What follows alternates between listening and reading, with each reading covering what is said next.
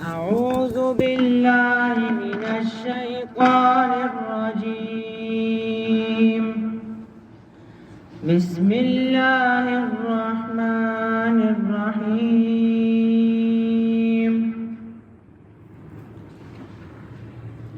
إن الذين قالوا ربنا الله ثم استقاموا تتنزل عليهم الملائكة ألا تخافوا ولا تحزنوا وأبشروا بالجنة التي كنتم توعدون.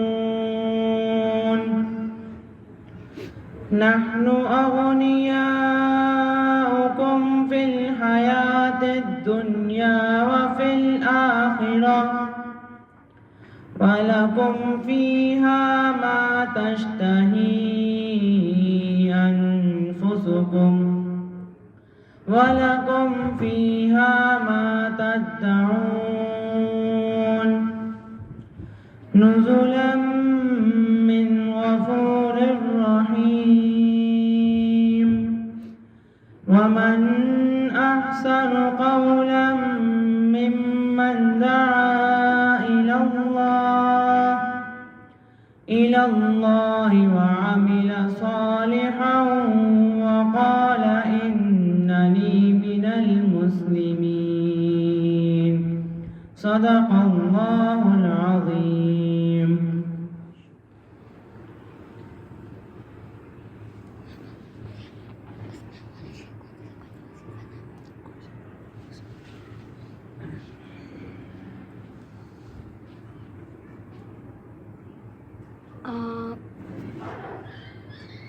آنکھوں کا تارا نام محمد، دل کا اجالا نام محمد. آنکھوں کا تارا نام محمد، دل کا اجالا نام محمد. پیارے صحابہ پہ قربان جاؤں، پیارے صحابہ پہ قربان جاؤں، پیارے صحابہ پہ قربان جاؤں، پیارے صحابہ پہ قربان جاؤں.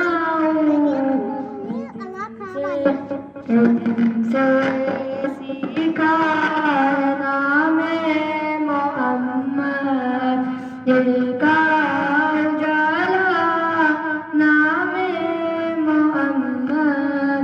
صلی اللہ علیہ وسلم، صلی اللہ علیہ وسلم. پوچھیں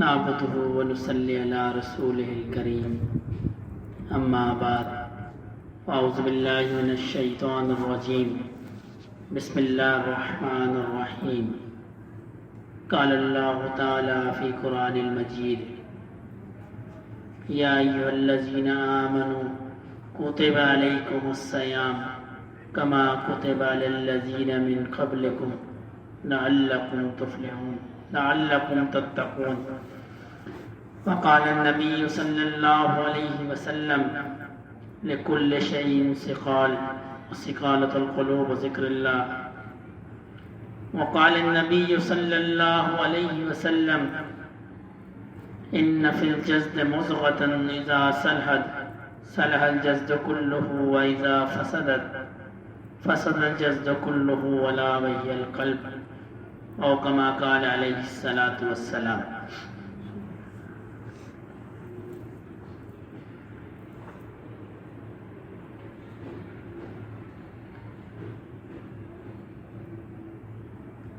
اللہ رب العزت نے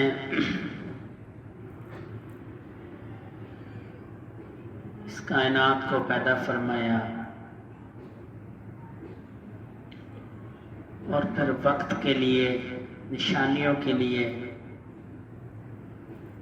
ان ایام کو تقسیم فرما دیا، دنوں کے اندر، مہینوں کے اندر اور سالوں کے اندر۔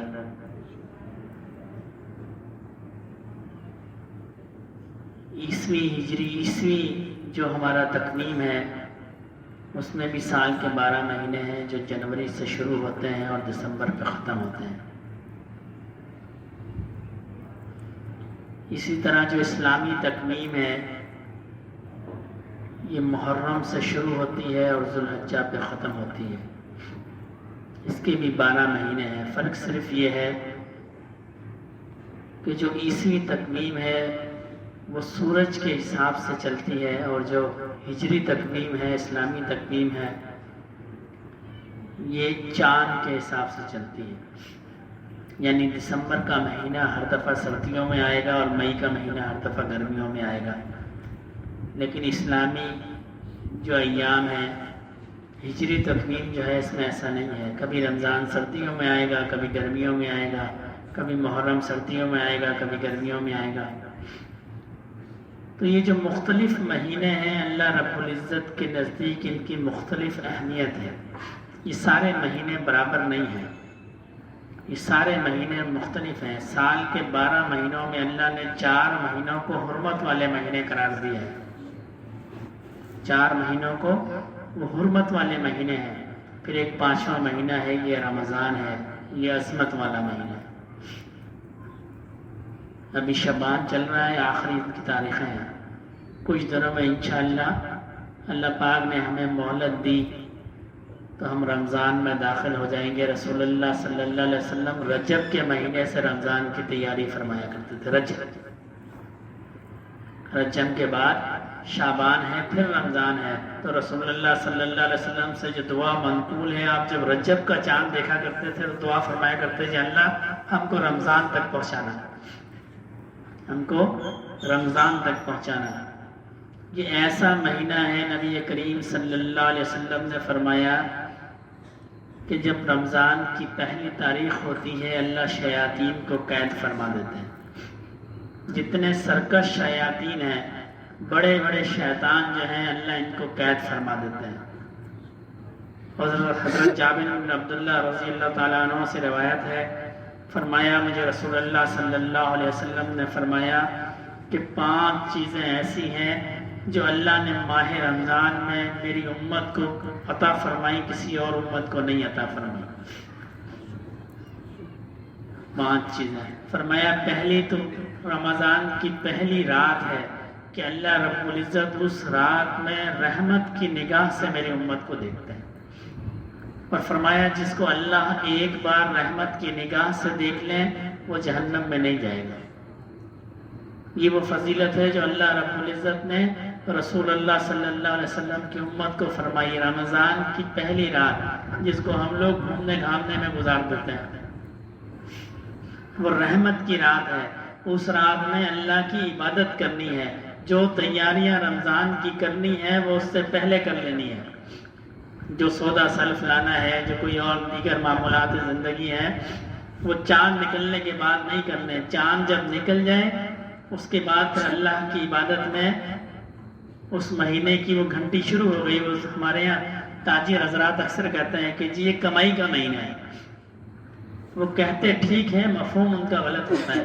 وہ یہ سمجھتے ہیں کہ یہ دنیا کی کمائی کا مہینہ ہے۔ یہ دنیا کی کمائی کا مہینہ نہیں ہے، یہ نیکیوں کی کمائی کا مہینہ ہے۔ اللہ رب العزت اس مہینے میں اپنی رحمتوں کے خزانوں کو کھول دیتے ہیں۔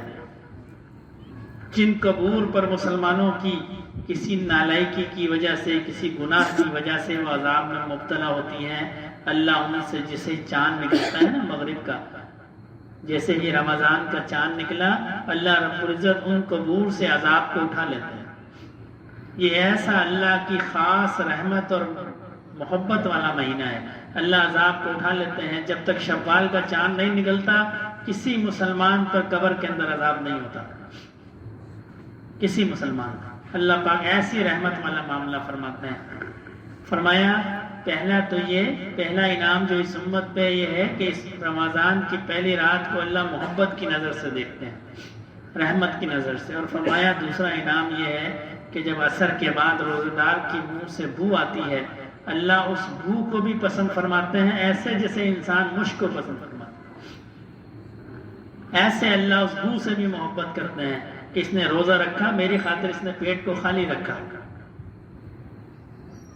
پھر فرمایا اللہ رب العزت اس رمضان کے اندر، رمضان کی جو آخری رات ہوتی ہے، اللہ رب العزت اتنے انسان کی بخشش فرماتے ہیں، بلکہ رمضان کی ہر رات میں اتنے انسانوں کی بخشش فرماتے ہیں جتنی بنو کلب کے اندر بکریاں ہوتی تھی۔ کسی زمانے کے اندر، عرب کے اندر، ہر زمانے کے اندر معاشرے میں جو مال ہے، جو پراپرٹی ہے، جو ہمارے جس کو ہم کہتے ہیں اپنا سرمایہ، یہ ہر زمانے میں مختلف ہوتا ہے۔ کسی زمانے میں جو جانور تھے یہ بڑا سرمایہ کاؤنٹ ہوتا تھا کہ یہ بہت بڑا سرمایہ ہے، جس طرح آج کل سونا چاندی ہے، اب وہ بھی ختم ہو گیا۔ آج کل تو پراپرٹی کا بزنس ہے، جس کا زمینیں زیادہ ہیں وہ بڑا سرمایہ دار ہے، جس کا انڈسٹری ہے وہ بڑا سرمایہ دار ہے۔ تو کسی زمانے میں جس کے پاس مال زیادہ ہوتا تھا، یعنی بھیڑ بکریاں اور جانور جس کے پاس زیادہ ہوتے تھے، جس شخص کے پاس، اس کے بارے میں کہا جاتا تھا یہ بہت مالدار ہے، یہ امیر آدمی ہے، یہ سرمایہ دار آدمی ہے۔ تو عرب کا ایک قبیلہ تھا جو مشہور تھا اپنے جانوروں کے بارے میں، کہ اس قبیلے میں لوگ بہت زیادہ تعداد میں جانوروں کو پالا کرتے تھے۔ تو رسول اللہ صلی اللہ علیہ وسلم نے اس کی مثال دی، فرمایا اس قبیلے کے اندر، بنو کعب کے اندر جتنی بکریاں ہیں، ان کے جسم پہ جتنے بال ہیں، اللہ اس سے بھی زیادہ انسانوں کی بخشش فرماتے ہیں ہر رات کے۔ یہ ایسا اللہ انعام دیتے ہیں۔ پھر فرمایا رمضان کی آخری رات میں، پورے رمضان میں جن لوگوں کی بخشش ہوئی ہے، جتنے لوگوں کی، اس تعداد کے برابر آخری رات میں بخشش فرماتے ہیں۔ یہ معمولی مہینہ نہیں ہے، نہ یہ اس مہینے اس چیز کا مہینہ ہے کہ یہ خوب سحری اور افطاری کی جائے، نہ اس چیز کا مہینہ ہے کہ خوب مال بنایا جائے۔ اس چیز کا مہینہ نہیں ہے، یہ تو اللہ کو یاد کرنے کا مہینہ ہے۔ اس میں بندہ ایک نفل پڑھتا ہے، اللہ اس کے درجے کو فرض کے برابر کر دیتے ہیں۔ یعنی غیر رمضان میں اس نے فرض نماز ادا کی اور رمضان میں صرف اس نے نفل پڑھے، اللہ نوافل کا ثواب جو ہے وہ فرض کے برابر لکھواتا ہے۔ پھر جو فرض ہے اس کا ثواب 70 درجے زیادہ لکھوایا جاتا ہے، 70 درجے اس کا ثواب بڑھا دیا جاتا ہے۔ یہ ایسا مہینہ ہے اللہ کی رحمت اور محبت کا۔ اور جو آیات کریمہ میں نے پڑھی، اس میں اللہ رب العزت نے فرمایا میں نے تم پہ روزوں کو فرض کیا، جس طرح تم سے پہلی امت پہ روزوں کو فرض کیا۔ یعنی اس سے معلوم ہوا کہ روزے صرف ہم پر فرض نہیں ہیں، یہ ہم سے پہلی امتوں پہ بھی اللہ نے فرض فرمائے تھے۔ اور پہلی امتوں میں یہ معمول تھا کہ روزہ جو ہے وہ افطاری کے اندر سونے سے پہلے جتنا کھا لیا، جب آپ سو گئے تو روزہ ختم ہو گیا، روزہ بند ہو گیا۔ پھر اگلے دن آپ نے جب افطار کا وقت آنا ہے، سورج نے غروب ہونا ہے، یعنی سحری نہیں ہوتی تھی، صرف افطاری ہوتی تھی۔ 24 گھنٹے کا روزہ آپ کہہ سکتے ہیں۔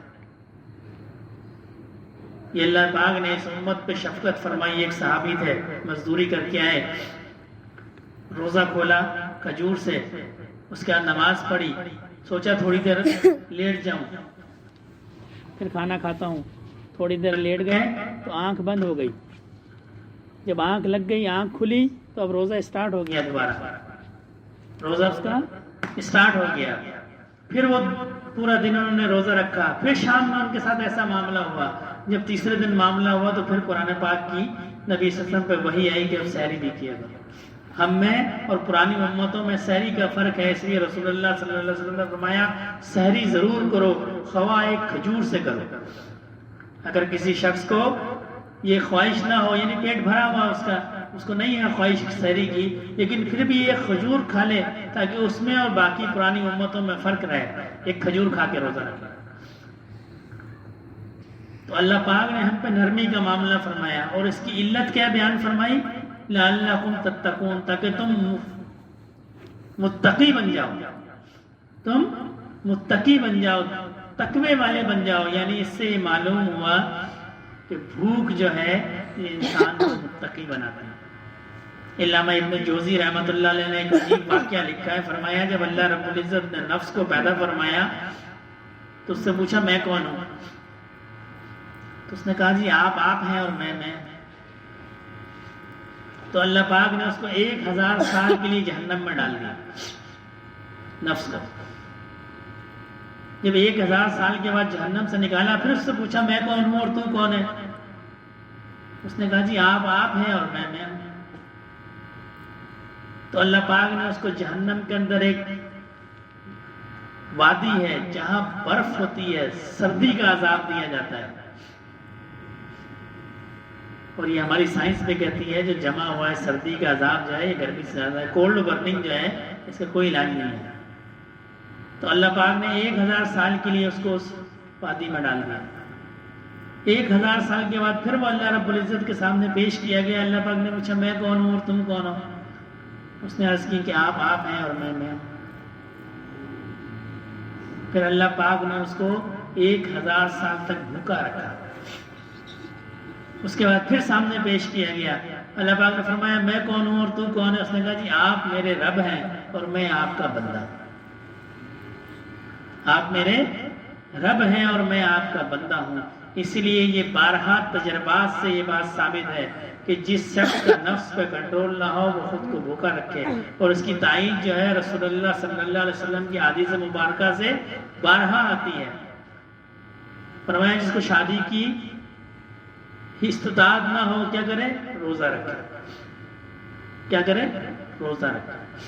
تو روزہ ایسی چیز ہے جو انسان کے نفس کو کنٹرول کرتی ہے، انسان کی خواہشات کو کنٹرول کرتی ہے.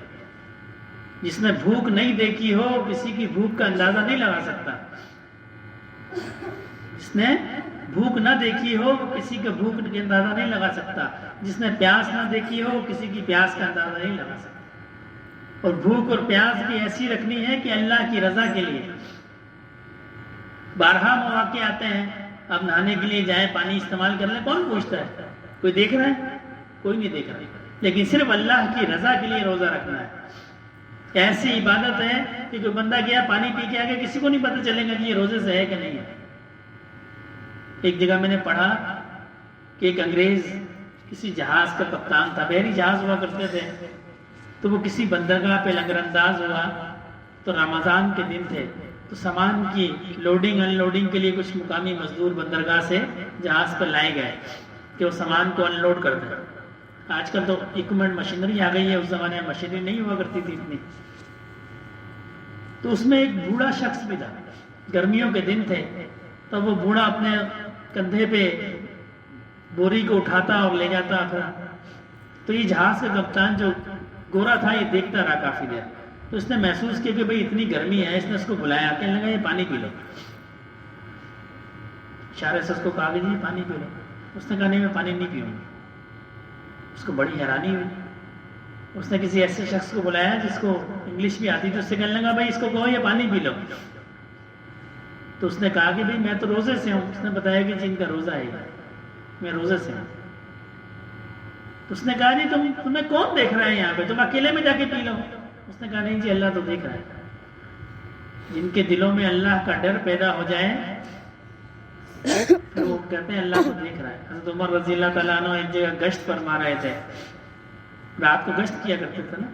ایک جگہ گشت فرما رہے تھے، دیکھا ایک عورت اور اس کی بیٹی یہ آپس میں گفتگو کرنے لگی، اور ماں بیٹی سے کہنے لگی کہ دودھ نکال لیا ہے، فٹافٹ اس میں پانی ملا دو، پھر صبح کا وقت ہو جائے گا، ہم نے دینے بھی جانا ہے، اس میں ہم نے دینے بھی جانا ہے، اور اس وقت جو ہے وہ عمر بھی نہیں ہوگا، کوئی دیکھ بھی نہیں رہا ہوگا۔ تو بیٹی کہنے لگی اگر عمر نہیں دیکھ رہا ہوگا تو عمر کا رب تو دیکھ رہا ہے، عمر کا رب تو دیکھ رہا ہے۔ جن کے دل میں اللہ کا ڈر پیدا ہو جاتا ہے، پھر وہ عبادت کسی کو دکھانے کے لیے نہیں کرتے، اور پھر ان کے سارے معاملات درست ہو جاتے ہیں، اس لیے کہ اللہ ہمیں دیکھ رہا ہے۔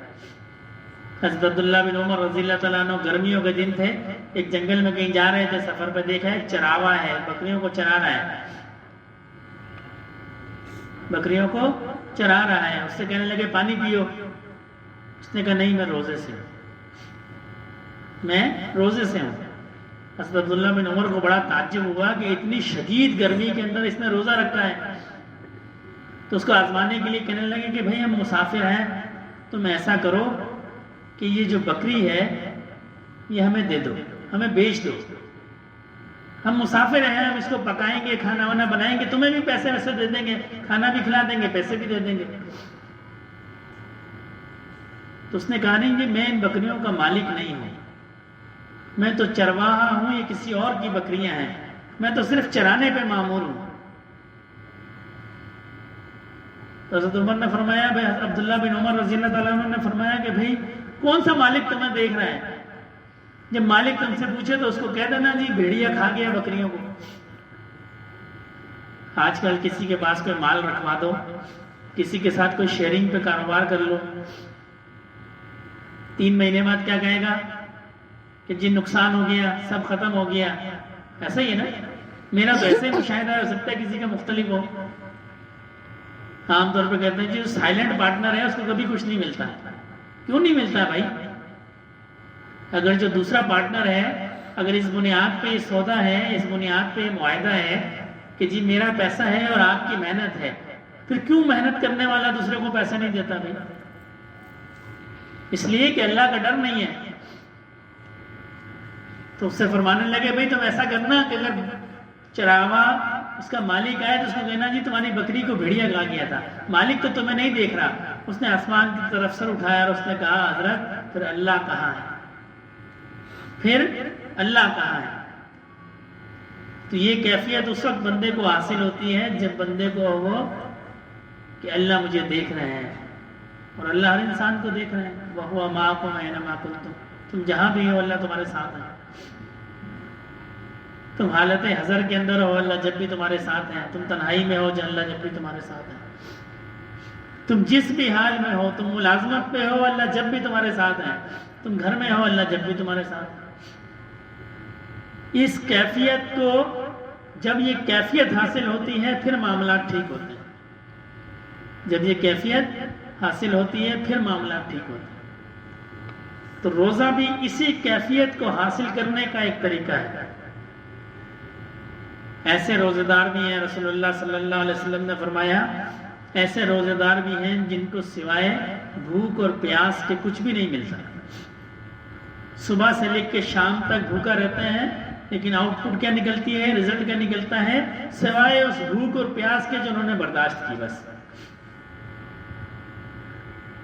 سوائے اس بھوک اور پیاس کا۔ اور مفتی رشید احمد صاحب رحمۃ اللہ علیہ فرمایا کرتے تھے، جامعۃ الرشید والے، کسی نے ان سے عرض کی حضرت روزہ زیادہ لگتا ہے مجھے، پیاس زیادہ لگتی ہے، تو حضرت نے فرمایا جی گناہگار لوگوں کو روزہ زیادہ لگتا ہے، اور اس کی ایک دلیل دی۔ فرمایا حدیث کی کتب کے اندر ایک واقعہ منقول ہے کہ رسول اللہ صلی اللہ علیہ وسلم کی خدمت کے اندر عرض کی گئی کہ یا رسول اللہ 2 عورتیں ہیں جن کو اتنی پیاس لگی ہے کہ ان سے برداشت نہیں ہوتا، ان کے لیے کیا حکم ہے، ہم کو روزہ توڑوا دیں؟ تو آپ صلی اللہ علیہ وسلم نے فرمایا ان کو میری خدمت میں لے کے آؤ، اور 2 برتن منگوائے اور فرمایا اس میں الٹی کرو، کرو۔ جب اس میں کی گئی تو اس میں گوشت کے لوتھڑے تھے، گوشت کے لوتھڑے تھے، انہوں نے عرض کی کہ رسول اللہ ہم نے تو گوشت نہیں کھایا. فرمایا تم نے گوشت نہیں کھایا، یہ وہ غیبت ہے جو تم نے اپنے بھائی کی غیبت کی، وہ ایسا ہے جیسے تم نے مردار کا گوشت کھایا. آج یہ اتنا مرض عام ہے کہ دیندار لوگوں میں بھی یہ مرض عام ہے. میں ذاتی طور پر سمجھتا ہوں کہ 99% مجلسیں اس مرض میں مبتلا ہیں، اس گناہ میں مبتلا ہیں. 99%. ہم جب بھی بیٹھیں گے ہم ایسے شخص کے بارے میں بات کریں گے جو ہم میں موجود نہیں ہے، حالانکہ یہ غیبت کی سادہ ترین تعریف ہے. سادہ ترین تعریف کیا ہے؟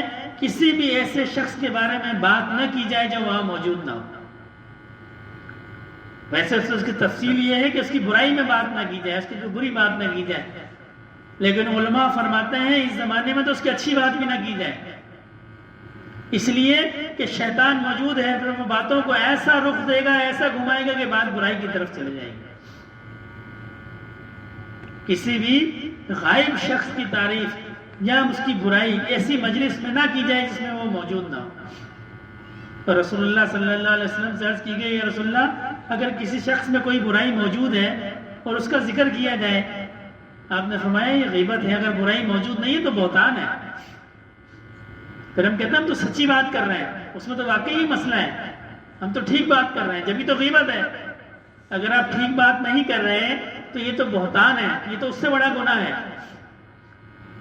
کسی میں کوئی عیب ہے، کوئی مسئلہ ہے، کوئی گناہ ہے اور ہم اس کی بات کر رہے ہیں تو یہ غیبت ہے. اگر وہ عیب اس میں موجود ہی نہیں ہے تو یہ تو بہتان ہے، یہ تو اس سے بھی بڑا گناہ ہے.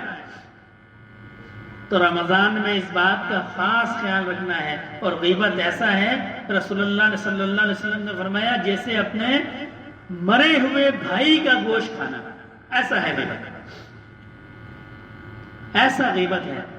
اور غیبت ایسا گناہ ہے، اس میں علماء اکرام نے مختلف اس کی معافی کی مختلف طریقہ کار لکھے ہیں. بعض علماء کہتے ہیں کہ جس کی غیبت کی گئی ہو اس سے معافی بھی مانگی جائے، اس سے معافی بھی مانگی جائے کہ میں نے فلاں موقع پہ آپ کی غیبت کی تھی، آپ مجھے معاف کر دیں. اور بعض علماء فرماتے ہیں کہ معافی نہ مانگی جائے اس لیے کہ ایسا نہ ہو کہ اس سے اس کی دل آزاری ہو. اب میرا وسیع بھائی سے اچھا گمان ہے اور میں ان کی غیبت کروں، بعد میں ان سے معافی مانگوں، ان کے دل میں آئے گا جی حضرت تو مجھ سے ایسے تھے، انہوں نے میرے بارے میں ایسی بات کی. تو علماء فرماتے ہیں ان سے بعض فرماتے ہیں کہ ان سے معافی نہ مانگی جائے، اس سے اس کے دل میں رنج پیدا ہوگا کہ اس شخص نے میری غیبت کی تھی. صرف اس کے لیے دعائے مغفرت کی جائے. کیا کیا جائے؟ دعائے مغفرت کی جائے. اور بعض علماء فرماتے ہیں نہیں، اس سے معافی بھی مانگی جائے. ایسا ہے یہ مرض. اور یہ اس کی مثال ایسی ہے جب انسان کسی کی غیبت کرتا ہے اللہ اس کے گناہ اس کے سر پہ ڈال دیتے ہیں اور اس کی جو نیکیاں ہیں وہ اس کے حوالے کر دیتے ہیں. حضرت زین العابدین رحمۃ اللہ علیہ بہت بڑے اللہ کے ولی تھے، رسول اللہ صلی اللہ علیہ وسلم کے خاندان کے تھے. حضرت کسی نے آپ کی برائی کی، کسی شخص نے آ کے بتایا کہ حضرت آپ کی فلاں نے برائی کی، تو آپ نے اس کو کھجوروں سے بھر کے ایک تھال بھیجا. فرمایا بھائی آپ نے بغیر محنت کے ہمیں اپنی نیکیاں عنایت کی، یہ تحفہ ہے، یہ اس کا بدلہ ہے، یہ اس کے لیے انعام ہے آپ کے لیے. تو ہم بغیر کسی محنت کے اپنی محنت سے کمائی ہوئی نیکیاں ہم کیا کرتے ہیں؟ دوسرے کے حوالے کر دیتے ہیں، اور بالکل معمولی بات پہ بس.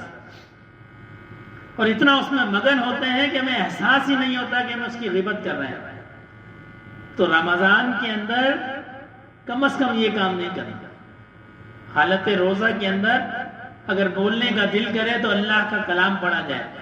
ایک نیکی پہ اللہ نے 10 نیکیاں لکھی ہیں ایک حرف پہ، جب رمضان میں پڑھیں گے تو ملٹیپلائی بائی 70 ہو جائیں گے. Multiply by 70. ایک قرآن ختم کیا رمضان کے اندر، غیر رمضان میں 70 قرآن ختم کرنے کے برابر ہے. کتنی بڑی سہیل ہے یہ. غیر رمضان میں ہم 70 قرآن پڑھ سکتے ہیں؟ میں اور آپ تو نہیں پڑھ سکتے. ہو سکتا ہے اللہ والے ہوں جو پڑھتے ہوں، میں عمومی بات کر رہا ہوں اپنی. ہم غیر رمضان میں 70 قرآن نہیں پڑھ سکتے. رمضان میں ایک قرآن پڑھا اللہ پاک اس کا اتنا اجر دیں گے جتنا غیر رمضان میں 70 قرآن پڑھنے کا اجر ہے. تو یہ گناہوں کو بند کرنا ہے. ہمارے حضرت دامت برکاتہم عالیہ اکثر فرمایا کرتے ہیں کہ ایک ٹینکی ہے اور اس میں اوپر سے پانی آ رہا ہے. ہم نے کیا کیا؟ ہم نے نیچے سے ٹینکی وال کو کھول دیا. وہ ٹینکی کبھی بھرے گی؟ کبھی بھی نہیں بھرے گی. ساری زندگی اس میں پانی آتا رہے وہ ٹینکی نہیں بھرے گی کہ جب تک اس کا نیچے سے وال کو بند نہ کیا جائے. یہی معاملات ہمارے اعمال نامے کا ہے. ہم اتنی نیکیاں کرتے ہیں، کوشش بھی کرتے ہیں، نیکیاں بھی کرتے ہیں، نیک اعمال بھی کرتے ہیں، لیکن ہم نے گناہوں کے وال کو کھولا ہوا ہے. ساری نیکیاں وہاں سے بہ جاتی ہیں. ہم نیک اعمال کر دیتے ہیں، پھر غیبت کر دیتے ہیں، وہ ساری نیکیاں وہاں چلے جاتی ہیں. نیک اعمال کرتے ہیں، حسد کر دیتے ہیں. نیک اعمال کرتے ہیں، کسی پہ ظلم کر دیتے ہیں. نیک اعمال کرتے ہیں، کسی کا حق کھا جاتے ہیں. ہم کیا ہیں؟ ہم مسکین ہیں، مسکین. رسول اللہ صلی اللہ علیہ وسلم سے صحابہ کرام سے رسول اللہ صلی اللہ علیہ وسلم نے پوچھا کہ آپ کو پتہ ہے مسکین کون ہے؟ تو صحابہ کرام نے عرض کی کہ رسول اللہ، جس کے مال و دولت نہ ہو، جس کے دوست احباب نہ ہو. ویسے لغوی معنی میں مسکین اس کو کہتے ہیں، اس بچے کو کہتے ہیں جس کے ماں اور باپ دونوں فوت ہو چکے ہوں. ماں باپ دونوں میں سے کوئی ایک ہو تو وہ یتیم کہلاتا ہے، اگر ماں اور باپ دونوں فوت ہو جائیں تو مسکین کہلاتا ہے. یعنی اس کا کوئی بھی نہیں ہے، نہ مال ہے اس کے بعد، نہ دولت ہے، وہ غریب ہے، مسکین ہے، اس کے دوست بھی نہیں ہے. فرمایا وہ مسکین ہے. صحابہ کرام نے عرض کی رسول اللہ وہ مسکین ہے. آپ نے فرمایا وہ مسکین نہیں ہے. مسکین تو وہ ہے جو قیامت کے دن نیکیوں کے پہاڑ لے کر آئے گا. اتنی اس کے بعد نیکیاں ہوں گی کہ اس کے بعد نیکیوں کے پہاڑ ہوں گے، لیکن کیا ہوگا؟ کسی پہ ظلم کیا ہوگا، کسی کا حق دبایا ہوگا، بد نظری کی ہوگی، کسی کی غیبت کی ہوگی. تو وہ شخص آتے رہیں گے اور اللہ رب العزت کی بارگاہ میں استغاثہ پیش کرتے رہیں گے، اور اللہ پاک اس کی نیکیاں ان کو دیتے رہیں گے. اور پھر ایک وقت ایسا آئے گا اس کی نیکیاں ختم ہو جائیں گی، سوالی ابھی بھی موجود ہوں گے. آج ہم دنیا میں ان معاملات کو نہیں دیکھتے، ہم ظلم کرتے ہیں اور بھول جاتے ہیں. اس سے کیا ہوگا جی؟ کسی کا حق دباتے ہیں، اس سے کیا ہوگا؟ میں نماز تو پڑھتا ہوں، میں تو پہلی صف میں کھڑا ہوتا ہوں، میں تو قیام اللیل بھی کرتا ہوں، میں تو تہجد گزار بھی ہوں. اگر کسی کو میں نے سخت بات کہہ دی تو کیا ہو گیا؟ فائز قابل. اگر کسی کا میں نے حق دبا لیا تو کیا ہو گیا؟ فرمایا پر اس کی ساری نیکیاں ختم ہو جائیں گی، پھر لوگوں کے گناہ جو ہیں اس پہ ڈال دیے جائیں گے اور اللہ اس کو جہنم میں بھیج دیں گے. یہ ہوگا مسکین. یہ ایسا مہینہ آنے والا ہے، ہمیں اس پہ غور کرنا ہے. اتنی نیکیاں کمائیں، اتنی محنتیں کی، اور اگر آخر میں مسکین بن گئے تو پھر کیا انجام ہے؟ تو اس مہینے میں عبادات کا بھی خیال رکھنا ہے اور معاملات کا بھی خیال رکھنا ہے. یہ میرا مشاہدہ ہے، آپ حضرات کا بھی ہوگا. روزہ کھلنے کا ٹائم ہوتا ہے تو ہر شخص دوسرے سے لڑتا ہے. روڈ پہ آپ نکل جائیں گے بھی آپ کو جانا، ہر شخص جلدی میں ہے، افراتفری میں ہے. کتنے حقوق ہم ضائع کرتے ہیں کہ ہم افطاری پہ پہنچ جائیں. بھائی نہیں پہنچے تو کیا ہوگا؟ روزہ گھر پہ کھولنا کوئی فرض تو نہیں ہے، کوئی واجب بھی نہیں ہے، کوئی سنت بھی نہیں ہے کہ جی گھر پہ افطاری کے ساتھ روزہ کھولا جائے. لیکن اگر کسی کا ہم نے حقوق کی رعایت نہیں کی، کسی سے زیادتی کر دی، کسی سے تلخ کلامی کر دی، کسی کو گاڑی مار دی، کسی سے گالم گلوچ کر لی، تو ہم نے کیا کیا؟ سارے دن کے اعمال کو ضائع کر دیا. تو رمضان مبارک کے اندر یہ معمول بنانا ہے کہ اپنے اعمال کی تو رعایت کرنی ہی کرنی ہے، برائیوں سے بچنا ہے. یہ ہم نے اپنا گول سیٹ کرنا ہے، یہ ہم نے ٹارگیٹ سیٹ کرنا ہے کہ اس پورے رمضان کے اندر ایک بھی شخص کی غیبت نہیں کرنی ہے. ایک بھی شخص کی. اگر ہم رمضان کے اندر، امام غزالی رحمۃ اللہ علیہ فرماتے ہیں کہ جو شخص رمضان کے اندر جیسی عادات بناتا ہے، اللہ باقی سال اس کی اس عادات کو برقرار رکھتا ہے.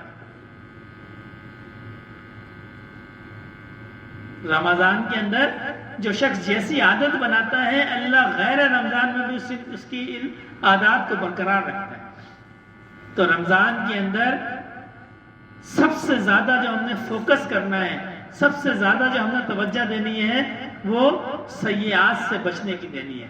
ہم سے کسی کی زیادتی نہ ہو، ہم سے کسی پہ ظلم نہ ہو، ہماری زبان سے کسی کی غیبت نہ ہو، ہماری نظروں سے، آنکھوں سے بد نظری نہ ہو. سب سے پہلے ہم نے ٹوٹی کو بند کرنا ہے جتنا ہم کر سکتے ہیں، اور اس کے بعد باقی پھر کیونکہ رمضان میں اللہ پاک وسعت دیتے ہیں. یہ میرا مشاہدہ بھی ہے. غریب سے غریب آدمی جو ہے، آپ کا بھی ہوگا، غریب سے غریب آدمی جو غیر رمضان میں جو چیزیں نہیں کھا سکتا، اللہ اس کو رمضان کی برکت سے کھلاتے ہیں. اللہ اس کو رمضان کی برکت سے کھلاتے ہیں. تو اپنے دسترخوان کو وسیع کر دیا جائے جتنا کر سکتا ہو، جتنا کر سکتا ہو. اللہ نے جتنی استطاعت دی ہے دسترخوان کو وسیع کرے، لوگوں سے نرمی کرے. نرمی یہ ہماری بہت بڑی کمزوری بن گئی ہے. حالت روزہ میں دوسرا کہتا ہے اس سے نہیں بات کرو، اس کا روزہ ہے. ایسا نہیں ہونا چاہیے. حالت روزے کے اندر تو نرمی ہونی چاہیے، اس لیے کہ ہم عبادت کی حالت میں ہیں. جیسے نماز کی حالت میں خشوع و خضوع ہوتا ہے، ایسے روزے کی حالت میں بھی خشوع و خضوع ہونا چاہیے کہ ہم اللہ کی عبادت کی حالت میں ہیں. ہمیں تو مخلوق سے نرمی کرنی ہے. پھر تہجد کا اہتمام کریں، اور اس میں آسانی بھی ہے. اللہ پاک نے آسانی دی ہے. جب بندہ سحری پہ اٹھتا ہے، اللہ پاک ہماری ماؤں بہنوں کو جزائے خیر دے، وہ ہم سے پہلے اٹھ جاتی ہیں اس معاملے میں، ساری سحری بنا کے. اور پھر تو وہ جب سحری پہ اٹھ سکتی ہیں کھانا بنانے کے لیے، پکانے کے لیے، تو ہم اتنی دیر میں اٹھ کے نفل نہیں پڑھ سکتے. وہ بھی تو اللہ کی بندی کچن میں چلے جاتی ہے، سحری بناتی ہے، کھانا بناتی ہے، چائے بناتی ہے، دیگر لوازمات بنتے ہیں. کوئی ہم سے آدھا گھنٹہ 1 گھنٹہ پہلے تو اٹھتی ہے گھر کی جو خواتین ہیں. تو ہم بھی اگر انہی کے ساتھ اٹھ جائیں اور جتنی دیر میں وہ سحری بناتی ہیں اتنی دیر میں ہم اللہ کو یاد کر لیں، ہم 4 نفل پڑھ لیں تہجد کے، 8 نفل پڑھ لیں، 12 رکعت پڑھ لیں، پڑھ سکتے ہیں. تو یہ معمول بنانا ہے. اٹھنے کا تو مسئلہ نہیں ہے رمضان میں، اس لیے کہ الحمدللہ کم و بیش سارے افراد ہی اٹھتے ہیں. تو جب وہ اٹھیں تو خود نفل پڑھ لیے جائیں، تہجد پڑھ لی جائے. ایسا رمضان میں روٹین بنائیں گے، اللہ پاک غیر رمضان میں بھی صبح اٹھنے کی توفیق عطا فرمائے. ہم تو رمضان میں تہجد نہیں پڑھتے، حالانکہ اٹھ جاتے ہیں سحری کے لیے، 10 منٹ پہلے نہیں اٹھ سکتے. ایسا معمول بنا. قرآن پاک کی تلاوت رمضان کے اندر کم از کم بھی 3 قرآن تو ختم کیے جائیں. ہر سالک 3 قرآن ضرور ختم کریں. اور 10 دن میں قرآن کو یہ بہت مشکل کام نہیں ہے. ملازمت بھی کم ہو جاتی ہے، اللہ پاک وقت میں برکت دیتے ہیں. تو بجائے اس کے کہ بندہ وقت کو ضائع کرے، ادھر گھومے ادھر گھومے، قرآن کی تلاوت کرے، اپنی زبان کو اللہ کے ذکر سے تر رکھے. جب بھی اس کے پاس وقت میسر ہو، طبیعت میں تھکاوٹ ہے، قرآن پاک نہیں پڑھ سکتا، پھر کیا کرے؟ تسبیح لے لے اور اللہ کو یاد کرے. نہ لے تسبیح، دل میں اللہ کو یاد کرے. اللہ تو دلوں کا حال جانتے ہیں. تسبیح بھی نہ لے، یہ بھی شرط نہیں ہے. بس بیٹھ جائے، اللہ سے اپنا تعلق لگا لے، اللہ سے باتیں کر لے. یا اللہ میں آپ کا بندہ ہوں، آپ میرے رب ہیں، آپ برکت والے ہیں، آپ پالنے والے ہیں، آپ مالک ہیں. ہم کسی کو عرضی لکھتے ہیں تو کتنے القاب اس کے لیے لگاتے ہیں، ریسپیکٹڈ سر اور فلاں اور فلاں اور فلاں، 36 القاب لگا کے پھر ہم اپنا چھوٹا سا مقصد لکھتے ہیں کہ جی میری یہ درخواست ہے، آپ اس پر عمل کر لیں. تو اللہ رب العزت کی ذات تو بادشاہوں کی بادشاہ ہے. ہماری زبان سے الفاظ نکلتے ہیں، اللہ پاک ان کو سنتے ہیں. ادعونی استجب لکم، تم مجھے پکارو میں سنوں گا تمہاری دعاؤں. ہم جیسے الفاظ اللہ کو نکالتے ہیں اپنی زبان سے، اللہ پاک خود ان کو سنتے ہیں کہ میرے بندے نے مجھے پکارا ہے. رمضان میں اللہ کو یاد کرنے کی عادت ڈالی ہے. جب بھی وقت ملے، کسی فالتو گفتگو سے بہتر ہے بندہ خاموشی سے بیٹھ جائے اور اپنے دل کو اللہ کی یاد میں لگا لے. بس اپنے دل کو اللہ کی طرف متوجہ کر لے کہ اللہ کی رحمت تو ویسے ہی رمضان میں بڑھ جاتی ہے. تو اپنے دل کو اللہ کی ذات کی طرف متوجہ کر کے بیٹھ جائے، اللہ میں آپ کا بندہ ہوں، میں آپ کی رحمت کا محتاج ہوں. جو دنیا میں جتنا بھی بڑا افسر ہے، جتنا بھی قابل ہے، جتنا بھی حاکم ہے، وہ سب اللہ کی رحمت کے محتاج ہے. تو اس مہینے کے اندر ایسے کام کیے جائیں کہ اللہ کی رحمت متوجہ ہو، اور پھر کوشش کی جائے کہ روزہ نہ چھوڑا جائے. یہ آج کل عام فیشن بن گیا. ذرا سا کوئی مسئلہ ہو جی روزہ، جی میں روزہ نہیں رکھ پایا، روزہ نہیں رکھا. روزہ نہ چھوڑا جائے. پوری زندگی انسان روزہ رکھتا رہے اور رمضان کا ایک روزہ چھوڑ دے. رسول اللہ صلی اللہ علیہ وسلم نے فرمایا پوری زندگی کے روزے اس ایک روزے کے برابر نہیں ہیں.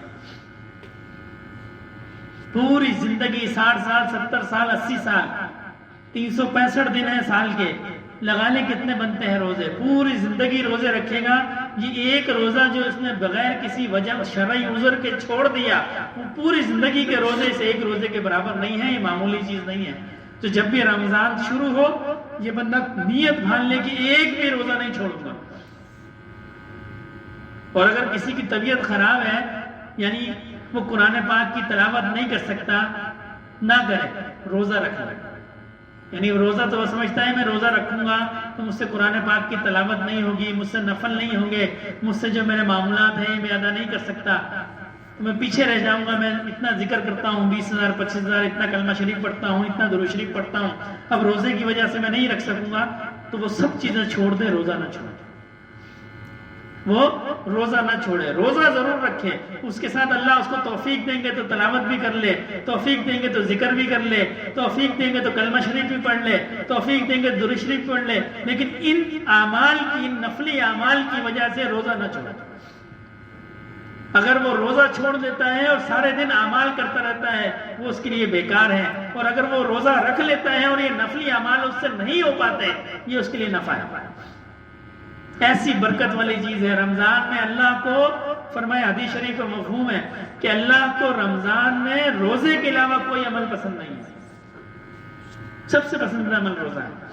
جس طرح قربانی کے بارے میں فرمایا کہ قربانی والے دن اللہ کو قربانی کے علاوہ کوئی عمل پسند نہیں ہے،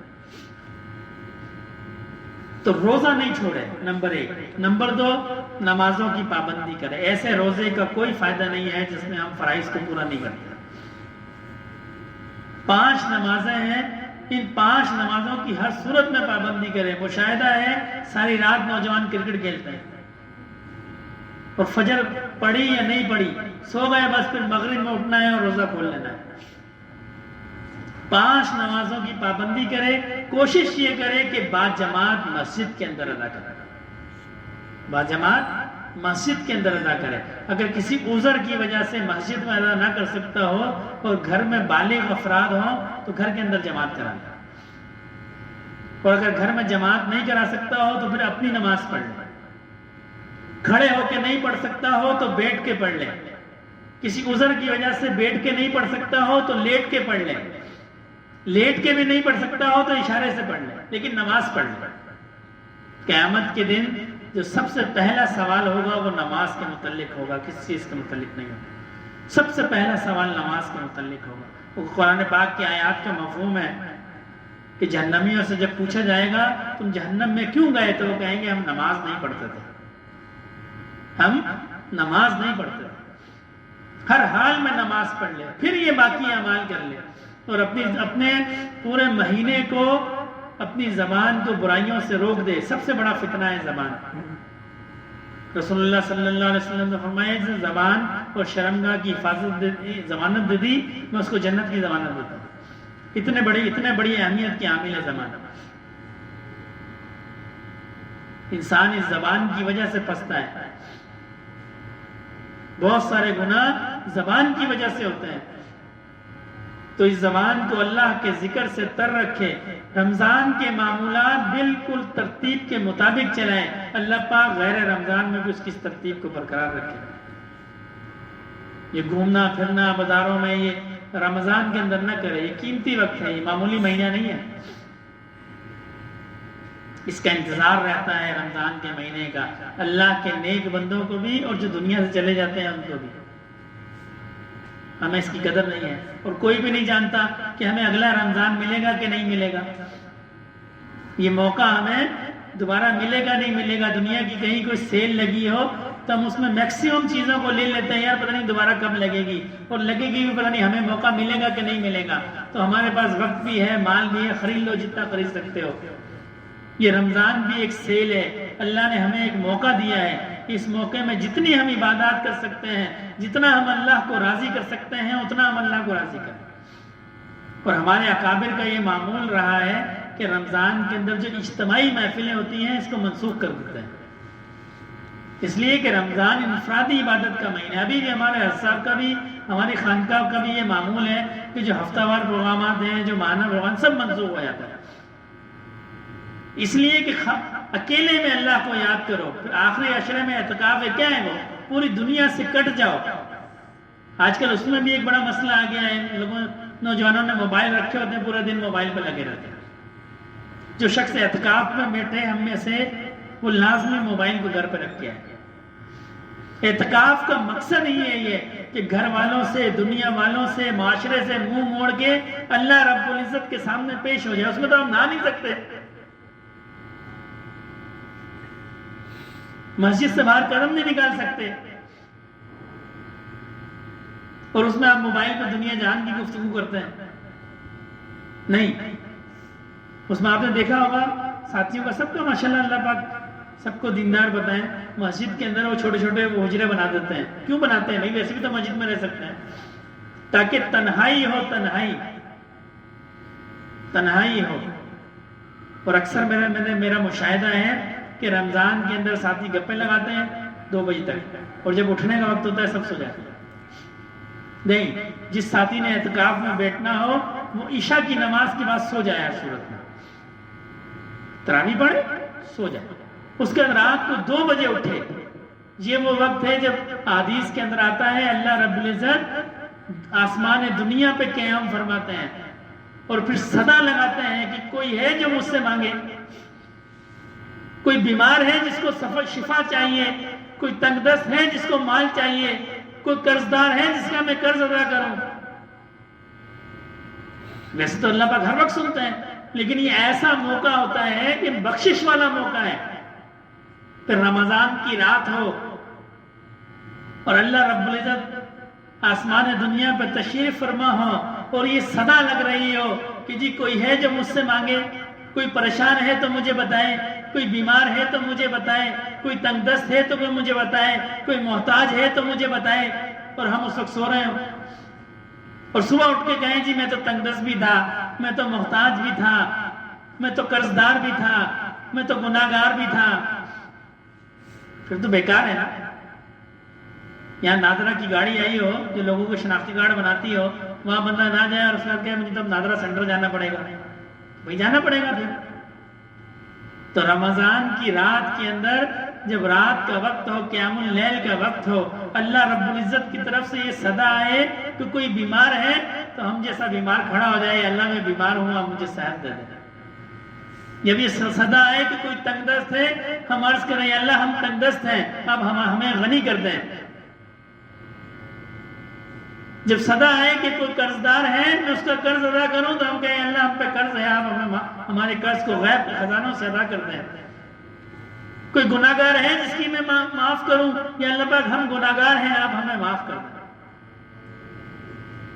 وہ تو کمانے کا وقت ہے، وہ ان صداؤں کا جواب دینے کا وقت ہے، وہ تو کمائی کا وقت ہے، اور ہم اس وقت سو جاتے ہیں.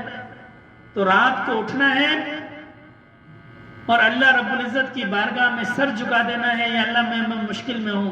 یقین کریں نہ کوئی مشکل رہے گی، نہ کوئی پریشانی رہے گی، نہ کوئی دکھ رہے گا، نہ کوئی تکلیف رہے گی. جس کا اللہ سے رابطہ ہو گیا، جس نے اللہ سے باتیں کر لی، جس نے اللہ کی صدا پہ جواب دے دیا، اس کو نہ کوئی دکھ ہے، نہ کوئی پریشانی ہے، نہ کوئی تکلیف ہے. الا ان اولیاء اللہ لا خوف علیہم ولا هم يحزنون. کیوں فرمایا اللہ کے بندوں کو نہ کوئی دکھ ہے، نہ کوئی تکلیف ہے، نہ کوئی پریشانی ہے، نہ کوئی خوف ہے، نہ غم ہے. ہم اللہ پاک کو جب اللہ پاک ہمیں پکارتے ہیں ہم جواب نہیں دیتے. پھر ہم سارا دن یہ شکایتیں کرتے ہیں مجھے دکھ بھی ہے، مجھے تکلیف بھی ہے، مجھے پریشانی بھی ہے، مجھے مسائل بھی ہیں. اس وقت بندہ سجدے میں سر رکھ دے یا اللہ مجھے یہ مسئلہ ہے. دنیا کا کوئی سخی ہو اور وہ کہے مجھ سے سوال کرو اور بندہ اس سے سوال کرے اور وہ نہ دے، یہ بھی ممکن نہیں ہے. لیکن ہو سکتا ہے اس کے پاس نہ ہو اس وقت.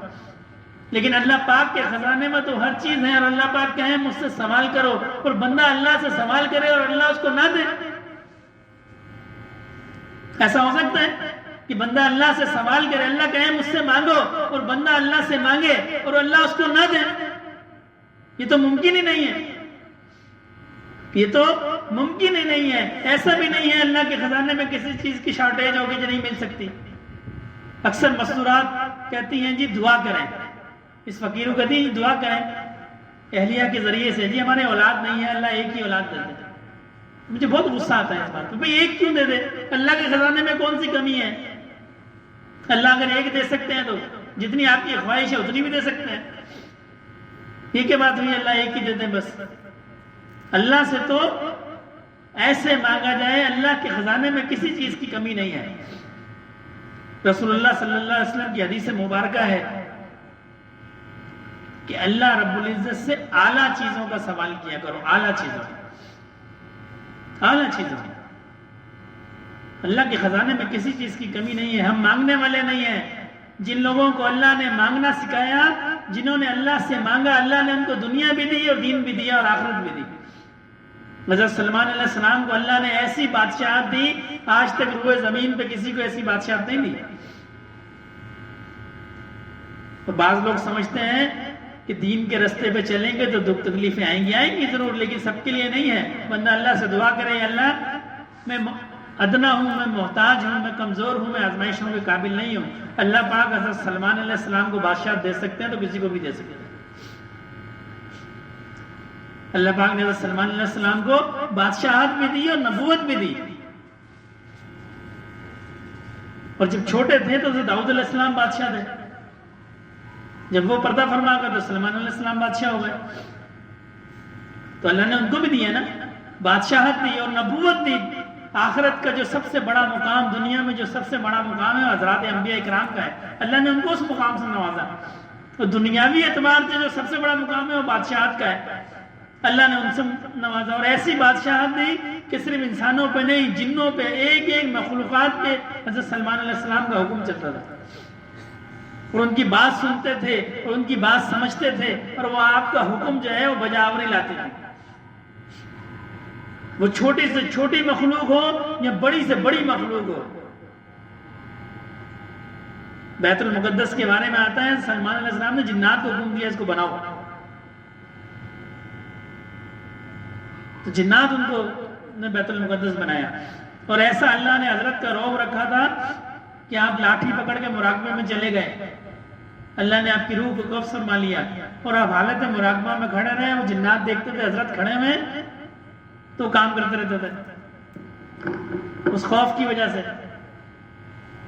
اور حضرات انبیاء کی اجسام کو مٹی نہیں کھایا کرتی، یہ اللہ کا ان سے وعدہ ہے. بلکہ حضرات انبیاء تو کیا، جو بندہ اللہ کی راہ میں فنا ہو جاتا ہے مٹی اس کو بھی نہیں کھاتی. بارہا واقعات ہیں، لیکن حضرات انبیاء سے اللہ رب العزت کا وعدہ ہے ان کی جو جسم ہے ان کو مٹی نہیں کھا سکتی، اس میں اتنی ضرورت نہیں ہے. یہ ہم گناہگاروں کے جسم کو کھاتی ہے. تو وہ جو لکڑی تھی اس لکڑی میں دیمک لگ گئی، اس دیمک کی وجہ سے وہ لکڑی ٹوٹ گئی ہے. وہ ٹکڑی ٹوٹی تو حضرت سلمان علیہ السلام کا جسم انبیلنس ہوا اور زمین پہ گرے. جب زمین پہ گرے تو پھر اس مخلوق کو پتہ چلا جی یہ دنیا سے پردہ فرمانا ہے، پھر وہ بھاگ گئے. تو اللہ جب ان کو بادشاہی دے سکتے ہیں تو ہمیں اور آپ کو بھی دے سکتے ہیں. اللہ کے خزانے میں کوئی کمی نہیں ہے. اللہ رب العزت سے مانگا جائے، اپنے گناہوں کی معافی مانگی جائے، اللہ ہمیں یہاں بھی بادشاہت دیں گے، یہاں بھی آسائش دیں گے، پھر قبر میں بھی آسائش دیں گے اور حشر میں بھی آسائش دیں گے. اور زیادہ سے زیادہ وقت مسجد کے اندر گزارا جائے اور کوشش کی جائے کہ اللہ کی یاد میں رویا جائے.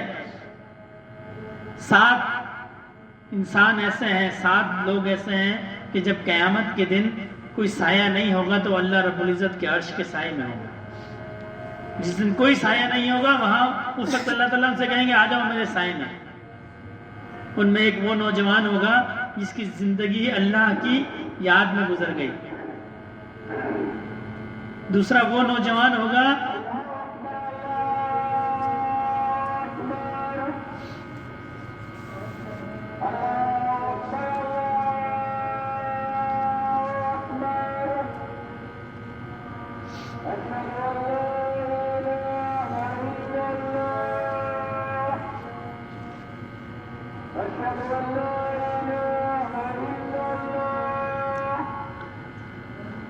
أشهد أن محمدا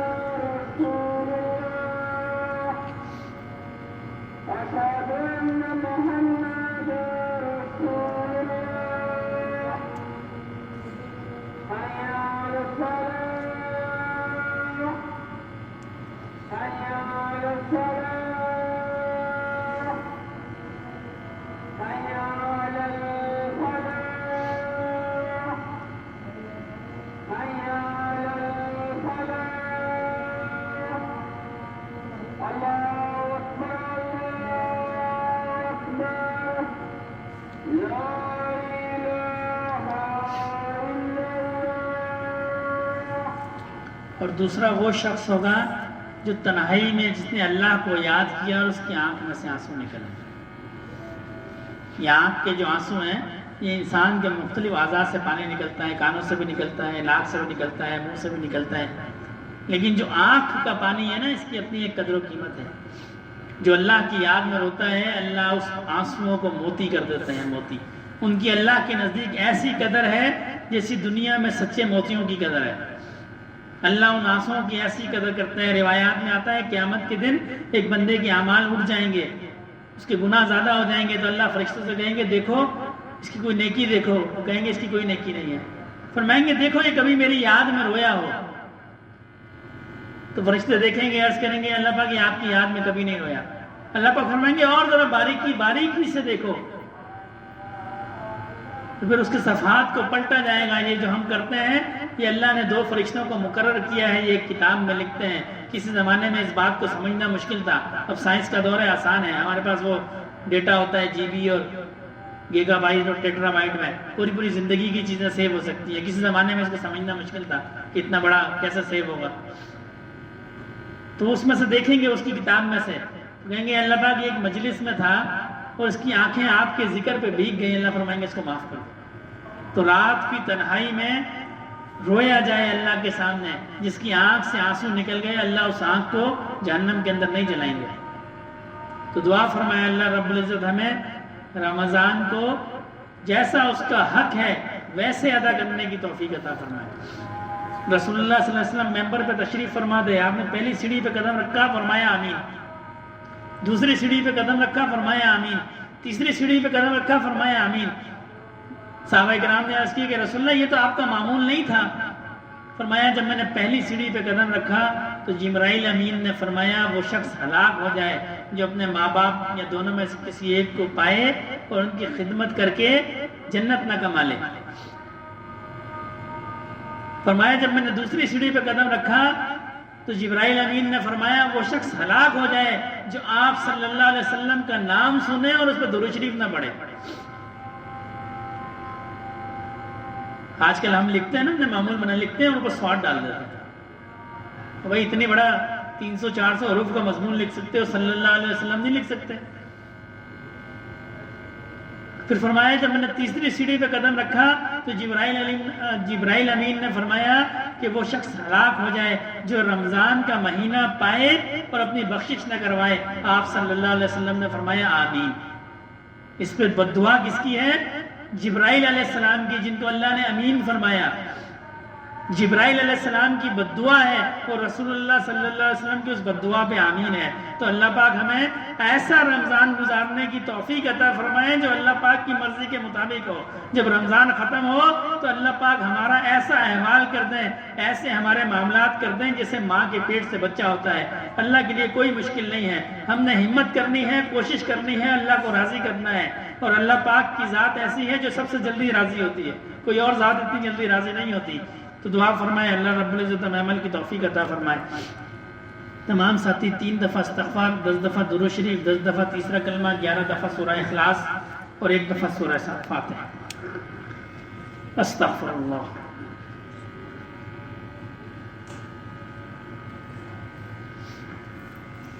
سبحان اللہ والحمد للہ ولا الہ الا اللہ واللہ اکبر ولا حول ولا قوة۔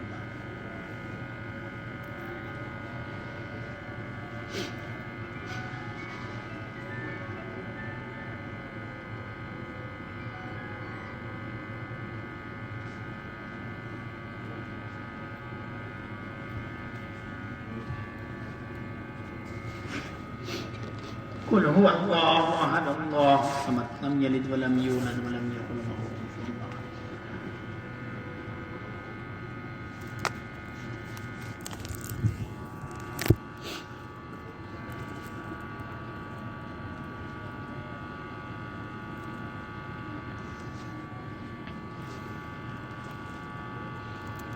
صلی اللہ علیہ طه وبارک وسلم۔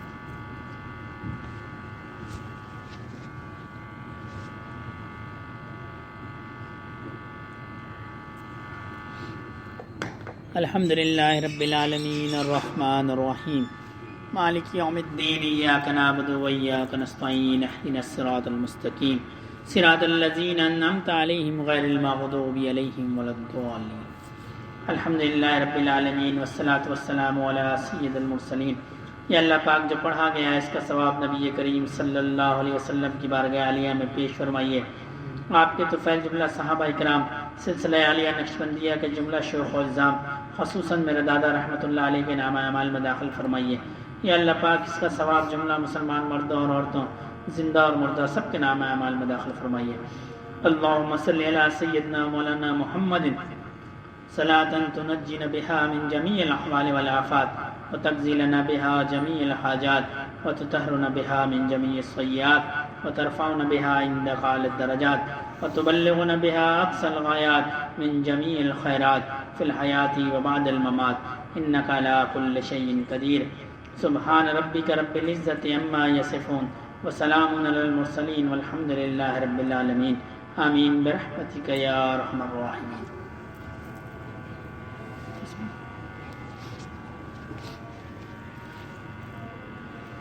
تمام ساتھی آنکھوں کو بند کر لیں، اپنے درمیان خلا ختم کر دیں، اس لیے کہ حدیث شریف کا مفہوم ہے جہاں خلا ہوتا ہے وہاں پہ شیطان آ کے بیٹھ جاتا ہے اور وہ دلوں میں وساوس کو پیدا کرتا ہے۔ آنکھوں کو بند کر لیں، اپنی توجہ دل کی طرف رکھنی ہے اور دل کی توجہ اللہ رب العزت کی ذات کی طرف رکھنی ہے۔ چہرے پہ کپڑا یا رومال ڈال لیں۔ جب بندہ ظاہر کی پاکی حاصل کرتا ہے تو کسی بند جگہ پر چلا جاتا ہے، باتھ روم وغیرہ میں، وہاں لباس اتارتا ہے، پھر پانی بہاتا ہے، پھر دوبارہ صاف کپڑے پہن کے اور خوشبو لگا لیتا ہے، یہ اس سے ظاہر اس کا پاک ہو جاتا ہے۔ یہ مجلس دل کی پاکی کی مجلس ہے، اس میں اپنے چہرے کو ڈھانپ لیں، اپنی توجہ دل کی طرف کریں۔ چہرے پہ کپڑا یا رومال ڈال لیں کہ میرا دنیا سے اب تعلق نہیں ہے، میں ہوں اور اللہ رب العزت کی ذات ہے، اور اپنے دل پہ ندامت کے آنسو بہائیں۔ ایسی اللہ پاک کی رحمت متوجہ ہوگی، یہ دل روشن ہو جائے گا۔ جہاں اللہ کی رحمت اور محبت آتی ہے تو دل میں نور آتا ہے، نور، دل روشن ہو جاتا ہے۔ یہ تسبیح چلائی جائے گی، نہ یہ فرض ہے، نہ واجب ہے، نہ سنت ہے، یہ صرف بزرگوں کا طریقہ ہے کہ اس طریقے سے خیالات بھٹکتے نہیں ہیں بلکہ وہ تسبیح کی آواز پہ یکسو رہتے ہیں۔ تو تسبیح کی آواز پہ یہ تصور رکھنا ہے کہ یہ تسبیح کی ٹک ٹک نہیں ہے بلکہ میرے دل کی دھڑکن ہے اور یہ کر رہی ہے اللہ اللہ اللہ۔ توجہ اپنی دل کی طرف رکھنی ہے اور دل کی توجہ اللہ رب العزت کی ذات کی طرف کہ اللہ کی رحمت اور محبت میرے دل میں آ رہی ہے۔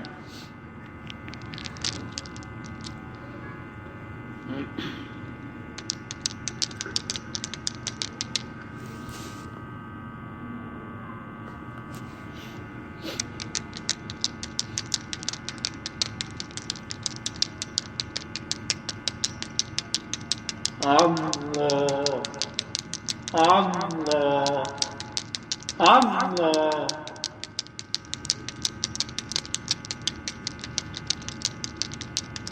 انما المؤمنون الذين اذا ذكر الله وجلت قلوبهم واذا تليت عليهم آياته زادتهم ایمانا وعلى ربهم يتوكلون الذين يقيمون الصلاة ومما رزقناهم ينفقون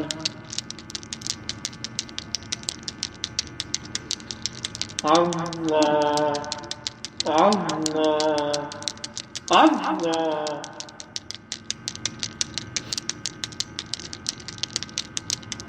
نہ دنیا سے نہ دولت سے نہ گھر آباد کرنے سے، نہ دنیا سے نہ دولت سے نہ گھر آباد کرنے سے، سکون دل کو ہوتا ہے اللہ کو یاد کرنے سے۔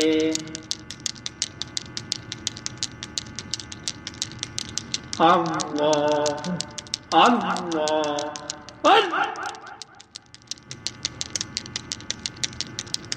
ذکر گو تا تیرا جانست، پاکی دل ز ذکر رحمانست، مومنا ذکر خدا بسیار گو، مومنا ذکر خدا بسیار گو، تاب آبی درد و عالم آبرو، ذکر حق آمد غذائے روح را، ذکر حق مرہم دل مجروح را،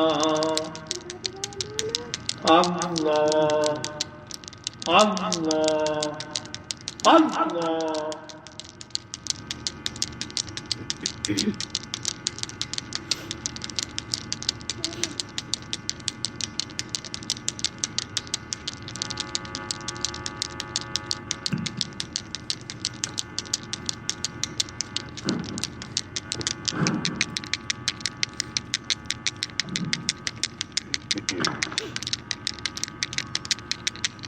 آپ کے آستان پہ آئے،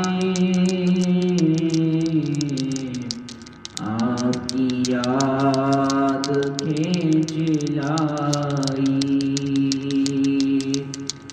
آپ کے آستان پہ آئے،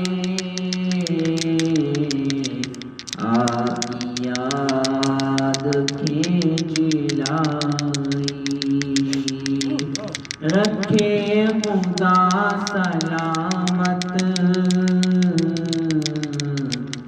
آپ کے در سے آشنائی، رکھے خدا سلامت آپ کے در سے آشنائی، آپ کی گلی کے پھیرے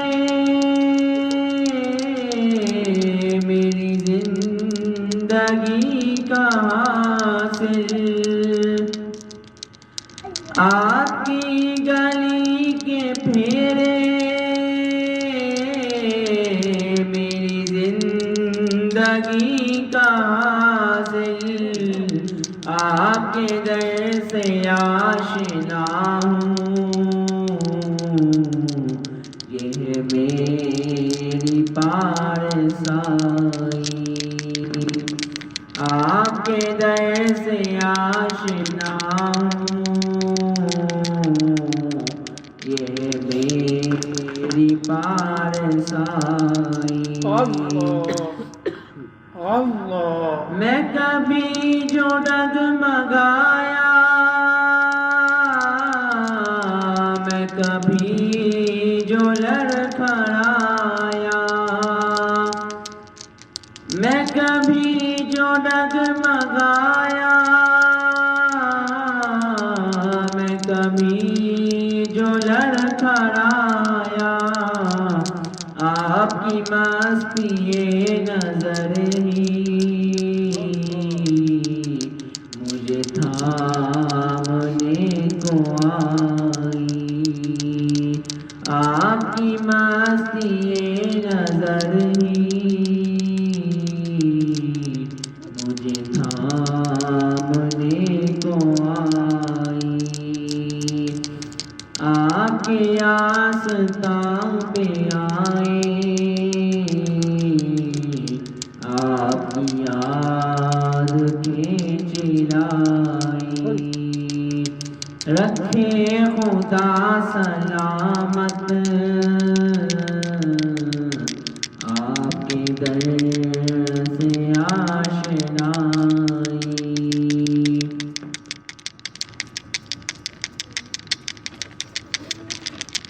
اللہ اللہ اللہ۔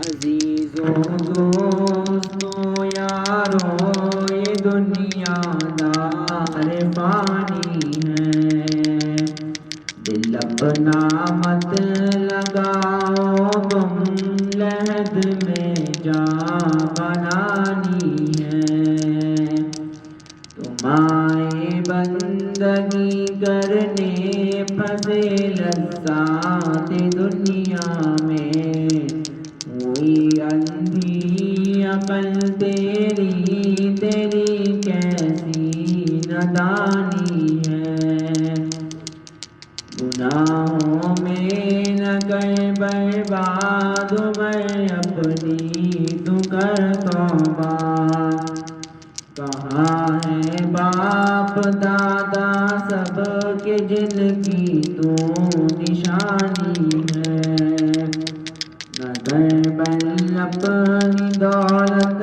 پر، نہ طاقت پر، نہ حشمت پر، کہ دنیا کی ہر ایک چیز تجھ کو چھوڑ جانی ہے، تو نیکی کر نمازیں پڑھ خدا کو یاد کر ہر دم، کہ آخر میں تیری نیکی تیرے کام آنی ہے، نہ ہو شیطان کے تابع، نہ بے فرمان رب کا ہو، نبی کے در کا خادم بن، مراد اچھی جو پانی ہے، شریعت کی غلامی کر گناہوں سے تو بچ یارا، بری حالت ہو ظالم چور کی جو مرد زانی ہے،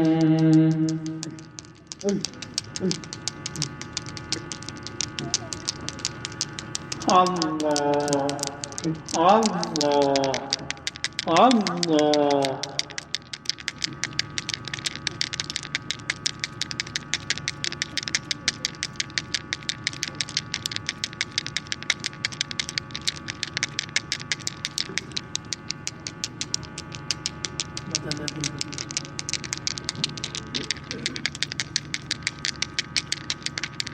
میرا دل بدل دے، میرا دل بدل دے، میرا دل بدل دے،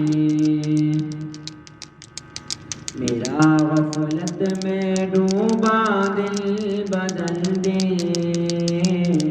میرا غفلت میں ڈوبا دل بدل دے، ہواؤں سوالا دل بدل دے، میرا غفلت میں ڈوبا دل بدل دے، خدایا فضل فرما دل بدل دے، خدایا فضل فرما دل بدل دے، بدل دے دل کی دنیا دل بدل دے، میرا غفلت میں ڈوبا دل بدل دے، گنہگاری میں کب تک عمر کاٹوں، گنہگاری میں کب تک عمر کاٹوں، بدل دے میرا رستہ دل بدل دے، سنوں میں نام تیرا دھڑکنوں میں، سنوں میں نام تیرا دھڑکنوں میں، مزہ آ جائے مولا دل بدل دے، میرا غفلت میں ڈوبا دل بدل دے، ہٹا لوں آنکھ اپنی ماں سے ہٹا لوں آنکھ اپنی ماں سے، جیوں میں تیری خاطر دل بدل دے،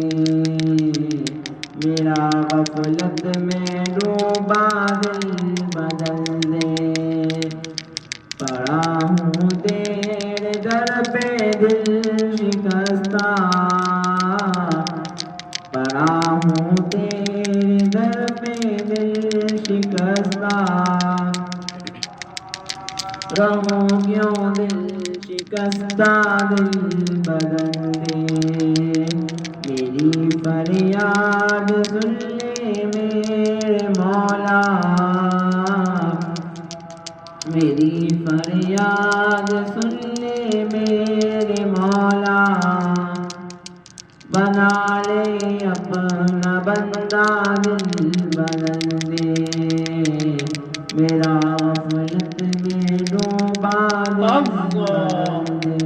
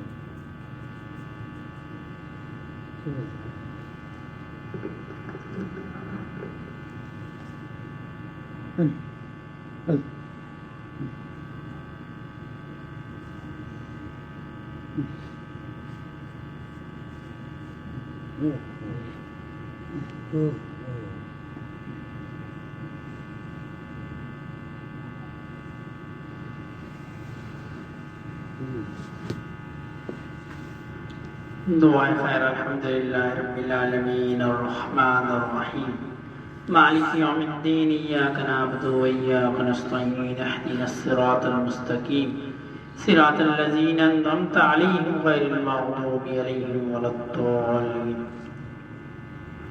ربنا ظلمنا انفسنا وان لم تغفر لنا وترحمنا لنكونن من الخاسرین ربنا لا تؤاخذنا إن نسينا واخطأنا ربنا ولا تحمل علينا إصرا كما حملته على الذين من قبلنا ربنا ولا تحملنا ما لا طاقة لنا به واعف عنا واغفر لنا وارحمنا أنت مولانا فانصرنا على القوم الكافرين ربنا لا تزغ قلوبنا بعد إذ هديتنا وهب لنا من لدنك رحمة إنك أنت الوهاب ربنا هب لنا من أزواجنا وذرياتنا قرة أعين واجعلنا للمتقين إماما اللهم حاسبني حسابا يسيرا اللهم حاسبني حسابا يسيرا اللهم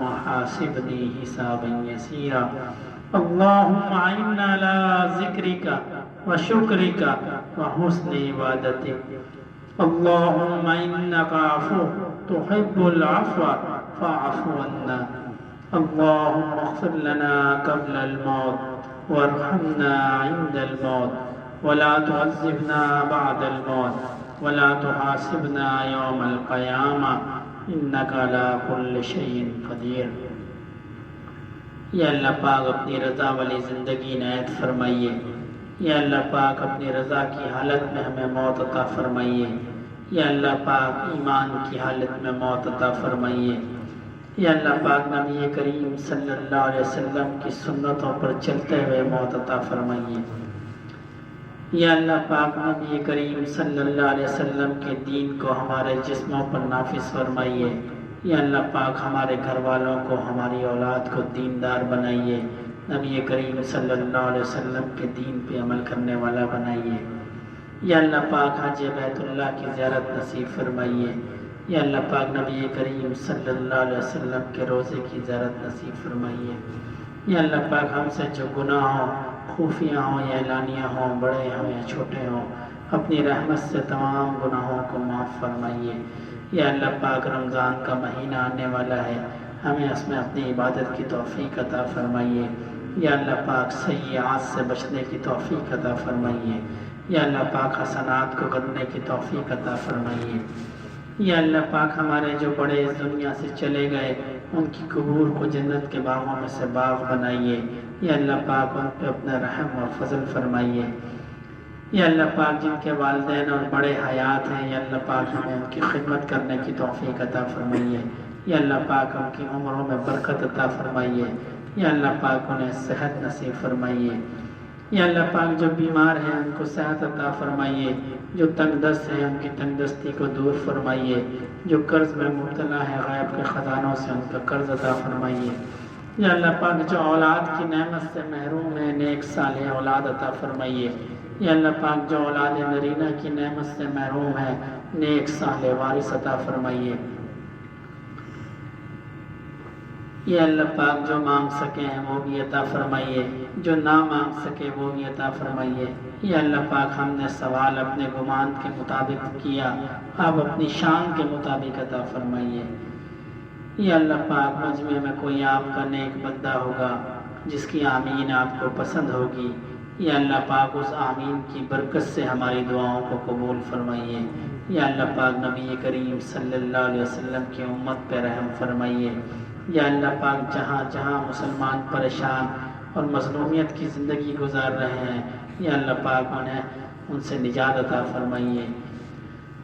اللہم صلی علی سیدنا و مولانا محمد صلاة تنجینا بہا من جمیع الاحوال والآفات وتقضی لنا بہا جمیع الحاجات وتطہرنا بہا من جمیع السیئات وترفعنا بہا عند اعلی الدرجات وتبلغنا بہا اقصى الغایات من جمیع الخیرات فی الحیات وبعد الممات انک علی کل شیء قدیر۔ سبحان ربک رب العزت عما یصفون وسلام علی المرسلین والحمد للہ رب العالمین۔